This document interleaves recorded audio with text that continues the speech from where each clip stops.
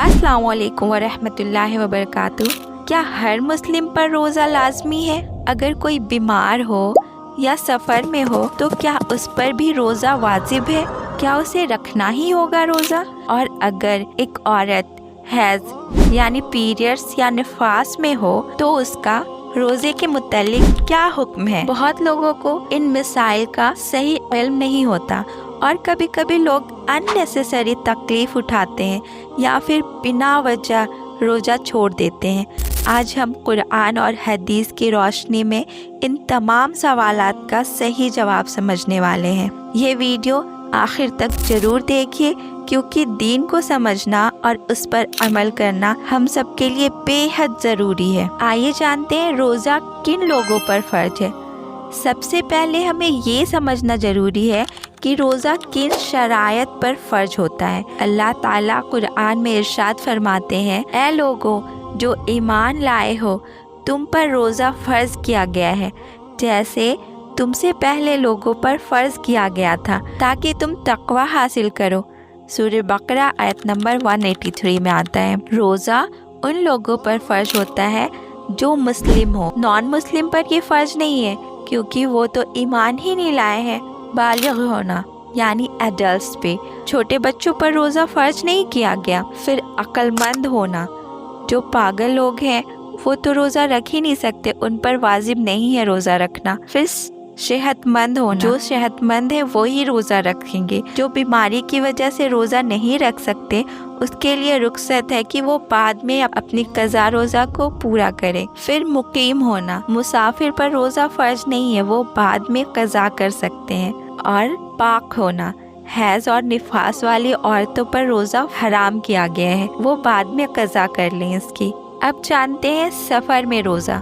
सफ़र में रोज़ा रखना भी जायज़ है और छोड़ना भी, दोनों अलाउड है। सूरह बकरा आयत नंबर 184 में आता है, और जो शख्स बीमार हो या सफ़र में हो तो वो बाद के दिनों में रोज़ा रख ले। क्या सफ़र में रोज़ा रखा जा सकता है? अगर सफ़र आसान हो और किसी किस्म की थकान या तकलीफ़ ना हो तो रोज़ा रखना बेहतर है। अगर सफ़र मुश्किल हो और थकान या कमज़ोरी हो जाए, बहुत लोग को वॉमिटिंग होती है, तो रोज़ा ना रखें और बाद में इस रोज़े की कज़ा अदा करें। सही मुस्लिम की हदीस से रिवायत है, हज़रत जाबिर रज़ियल्लाहु ताला अन्हु फरमाते हैं, हम नबी मोहम्मद सल्लल्लाहु अलैहि वसल्लम के साथ एक सफ़र में थे।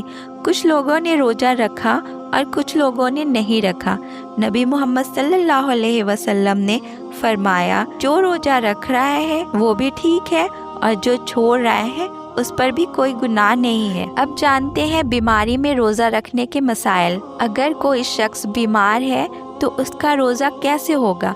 कुरान में अल्लाह ताला फरमाते हैं, और जो बीमार हो या सफ़र में हो तो वो बाद के दिनों में रोज़ा रख ले। सूरह बकरा आयत नंबर 185 में आता है। अब जानते हैं बीमारी में हमें कब रोज़ा छोड़ने की रुखसती दी गई है, जायज़ माना गया है। अगर रोज़ा रखने से बीमारी बढ़ सकती है तो वैसी हालत में रोज़ा ना रखें। अगर डॉक्टर ने स्ट्रिक्टली मना किया है कि अगर आप रोज़ा रखोगे तो आपकी बीमारी बढ़ सकती है तो इस हालत में आप रोज़ा छोड़ दें। अगर दवा लेना ज़रूरी हो और बिना दवा के बीमारी बढ़ सकती है या बिगड़ सकती है तो उस हालत में आपको रोज़ा नहीं रखने की रुखसती दी गई है। लेकिन बाद में आप जब भी तंदुरुस्त हो, जब भी सेहतमंद हो तो आप उस रोज़े की कज़ा ज़रूर अदा कर लें। अब ये भी जानते हैं कि ऐसी कोई बीमारी हो जो हमेशा रहने वाली हो और डेंजरस हो, क्रोनिक डिजीज़। अगर कोई बीमारी लाइलाज है और फ्यूचर में भी रोज़ा रखना उनके लिए मुमकिन नहीं है तो रोज़ा ना रखें, बल्कि उसके लिए फ़िद्या दे दें। फ़िद्या मतलब अपने हर एक रोज़े के बदले एक गरीब को भर पेट खाना खिला दे। बुखारी शरीफ की हदीस में आता है, हज़रत अनस बिन मालिक रज़ियल्लाहु ताला अन्हु जब बुढ़ापे में पहुँचे और रोज़ा रखने की ताकत नहीं रही तो हर रोज़े के बदले एक मिस्कीन को खाना खिलाते थे। अब जानते हैं औरतों के लिए रोज़े के अहकाम क्या है। हैज़ और निफास में रोज़ा। हैज़ यानी पीरियड्स और निफास यानी डिलीवरी के बाद का जो ब्लड आता है वो निफास कहलाता है। जितने दिन तक वो आता रहेगा उसमें रोज़ा रखना अलाउड नहीं है, बल्कि हराम करार दिया गया है। जितना रोज़ा आपसे पीरियड्स में छूट गया और निफास में छूटा रोज़ा, इन रोज़ों की कज़ा बाद में अदा करना ज़रूरी है, मगर नमाज की कज़ा अदा करने का हुक्म नहीं है। बुखारी शरीफ की हदीस में आता है, हज़रत आयशा रज़ी अल्लाह ताला अन्हा फरमाती हैं, हमें नबी मोहम्मद सल्लल्लाहु अलैहि वसल्लम के दौर में हैज़ आता था तो हमें रोज़ा की कज़ा का हुक्म दिया जाता, मगर नमाज की कज़ा का नहीं है। अगर किसी औरत का पीरियड फजर से पहले खत्म हो जाए तो उसको नियत करके रोजा रखना चाहिए, लेकिन उसको फजर के तुरंत बाद गुस्ल कर लेना चाहिए। लेकिन अगर दिन के दौरान हैज खत्म हो जाए तो उस दिन का रोजा नहीं होगा, उस दिन आप रोजा नहीं रख।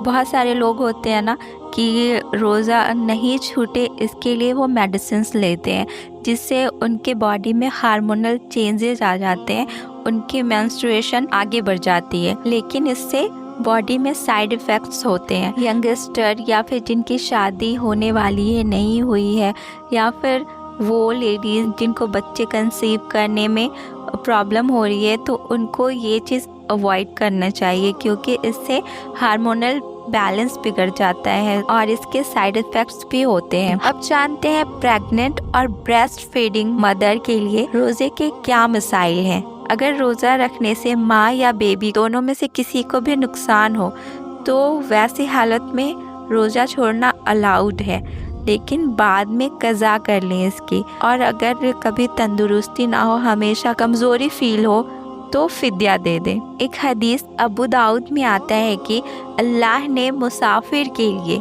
रोज़ा ना रखने की और हामिल और दूध पिलाने वाली औरतों के लिए भी रोज़ा छोड़ने की रुखसती दी है। एक मसला आता है कि अगर हम शहरी कर रहे हो, शहरी का वक्त खत्म हो जाए तो वैसे में क्या करें। तो जो चीज़ आपके हाथ में या आपके मुंह में है उसको आप खा सकते हैं, उसको ख़त्म कर ले, लेकिन जो प्लेट में पड़ा है उसको आप ना खाएं आएगा। अगर रोज़ा ना रखें तो क्या करना होगा हमें। सबसे पहले जानते हैं टेम्पोररी बीमारी में, तो वैसे में रोज़ा छोड़ सकते हैं और उसकी कज़ा बाद में हमें अदा करनी होगी। अब जानते हैं क्रोनिक डिजीज़ में, तो उस हालत में आप रोज़ा छोड़ सकते हैं, बाद में फिद्या दे दें। जो शख्स सफ़र में हो उसके लिए रोज़ा छोड़ सकते हैं आप, बाद में कज़ा अदा कर लें। और जो औरतें हैज़ और निफास में हो उन औरतों को रोज़ा रखना अलाउड ही नहीं है, वो बाद में इसकी कज़ा कर लें। और वो औरतें जो प्रेग्नेंट हो